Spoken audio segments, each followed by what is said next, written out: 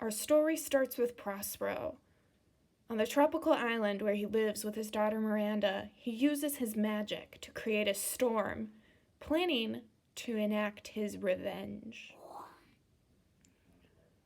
Miranda watches as the storm created by Prospero moors a ship, and she fears for the members' lives and wonders if they'll make it to shore. She runs to her father, Prospero, and begs him to use his magic to spare their lives. Hearing this, Prospero decides it is time to tell Miranda about her history. Miranda, do you remember anything from when you were younger? Why, yes, father. I remember very distinctly being cared for by some maids, but it feels as though it was just a very, very great dream.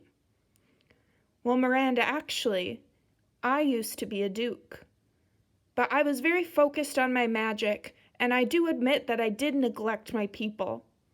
Seeing my error, my brother decided to turn them against me. He swayed the people, and they overthrew me, and he stole my kingdom. It was only through the help of my good and faithful friend Gonzalo that you and I were able to escape. We were thrown in a rowboat and sent out to sea, and it was only by my magic that we have been able to survive here. Oh, father, how tragic. Miranda, the people who have landed on this island, I want you to stay away from them, for they may be dangerous. As the two spoke, they were interrupted by Caliban, the monster. When the pair had first arrived on the island, they had met Caliban and tried to treat him with kindness, but unfortunately, he had attempted to attack Miranda. Prospero had retaliated by making him his slave. Caliban, what do you want? Miranda left after Caliban arrived.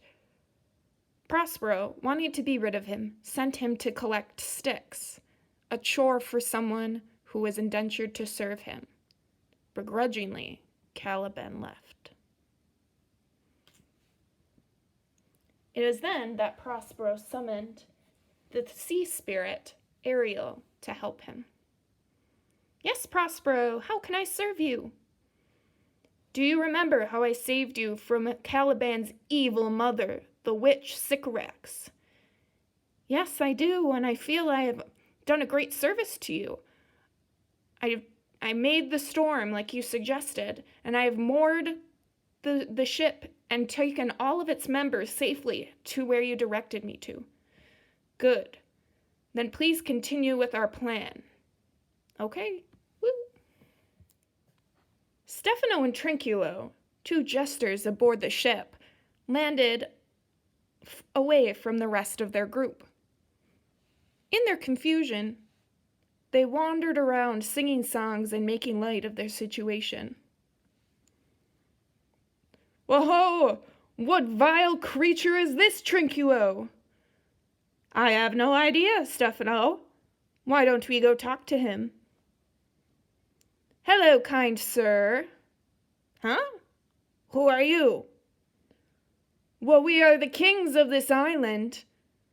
Kings? And we would happily have you join our forces if you would just be so kind as to help us out. Kings?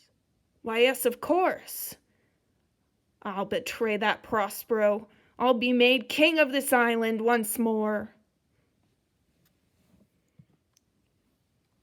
Meanwhile, Alonso, the king of the nation, washed up on shore with his faithful friend, Gonzalo, who had once saved Prospero. Alonso's evil brother Sebastian was there, as well as Antonio, Prospero's brother who had stolen his position as duke. My good friends, I see that most of us have made it safely, but where is my son? Sir, said Sebastian, I really think that he's drowned in the sea. We mustn't lose hope, said Gonzalo. Let's keep looking. I'm with Sebastian, Antonio commented. But the king could not give up hope. As his members wandered off, he was struck by an unearthly sound singing to him.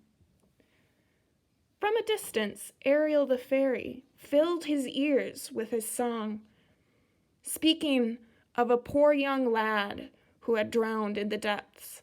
"Full fathom 5 thy father lies," he sang.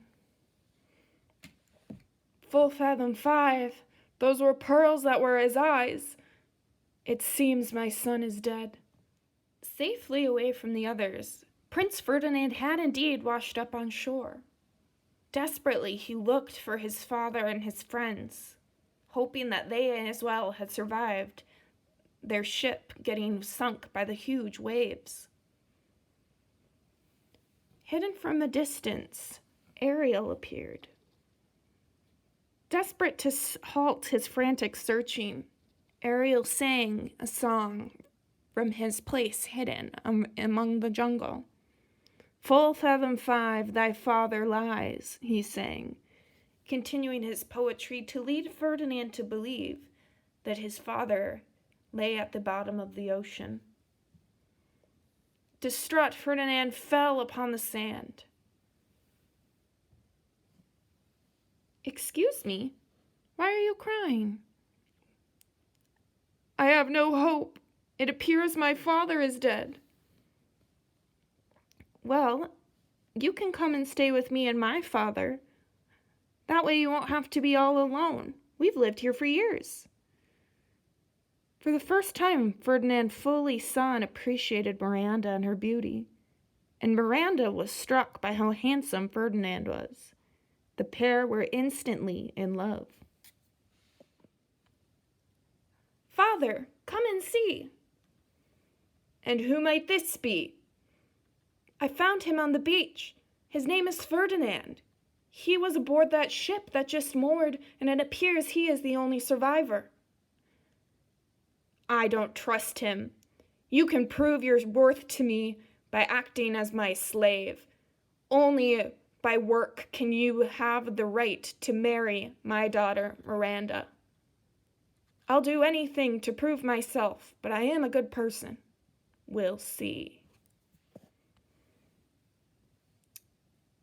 "We must make our way back to the ship.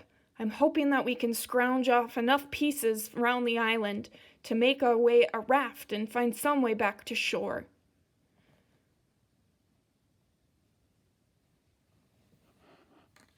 As they wandered through the darkness, there suddenly came a beautiful song.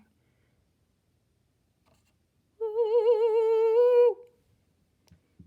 Alonso suddenly fell asleep, Gonzalo as well. Left alone, Sebastian and Antonio began plotting. "You know, Sebastian, I once took the opportunity to seize power from my brother, and I see here that your king and brother is in a weakened state. Right now, he lies there, lying asleep as if he were dead. Would anyone truly notice if he were to just end up dead?" In a moment of temptation, Sebastian indeed drew his sword and stood over his sleeping brother. But at that moment, as if a spell had broken, Alonso awoke to find himself being threatened. "What? Why is your sword drawn? Did I just fall asleep?" I heard a loud noise. Something like a lion, yes. And so I drew my weapon to protect you, sir." "I see. Well, we must press on." And so they did. Meanwhile, Prospero met once again with Ariel. "Ariel, you're doing such a great job. The time is nearly there. You've done such a good job that I promise you'll be freed from your debts to me once this is over." "You swear it, sir?" "I swear it." Led by Ariel, Caliban, Stefano, and Trinculo appeared at Prospero's house. In the same way, from across the island, Alonso and his group also arrived. It was here that they came across the figures of Miranda and Ferdinand. From afar they watched as the pair laughed and joked and talked. It was clear that they were in love. The king could not believe his eyes. His son, whom he believed to be dead, alive? It was here that Prospero's plan came into place. He first confronted Caliban, Trinculo, and Stefano. You tried to seek power over me, but you know that I am master of this island. Be gone. Woo! And he sent them away. Next, he called forth Antonio, Gonzalo, and Sebastian. Gonzalo, you have been a good and true friend to me, and a good and loyal servant to King Alonso. I find that you are welcome here. It's so good to see you, Prospero. Antonio, you took my dukedom knowing that you were not the right, truthful ruler of our nation. Step down now and learn from your mistakes. Of course, brother. Sebastian, you sought to steal the throne of your brother as well. I call you out now. You must beg for forgiveness and learn from this mistake. I will never do anything like this again. Alonso, you've come to see that your son and my daughter have fallen in love. Let us right these many, many wrongs and sail home with the promise of a union between our two families. Nothing would make me happier. So I have won your approval. I must marry Miranda. Of course, Ferdinand. As all other members boarded the ship, only Prospero and Ariel remained. Ariel, you have done as I asked. You have been a true and great asset to this project, and it could not have been done without you. You may be set free. With a sigh, Ariel was released. At last, Prospero alone waited on the island. He sent Miranda to join the others on the ship, which had actually been safely moored out of sight by Ariel. Alone, Prospero debated. His magic had done him good, but it had also caused a lot of problems. In a final decision, with a vow to focus on Miranda and his people, he broke his staff and threw it into the waves.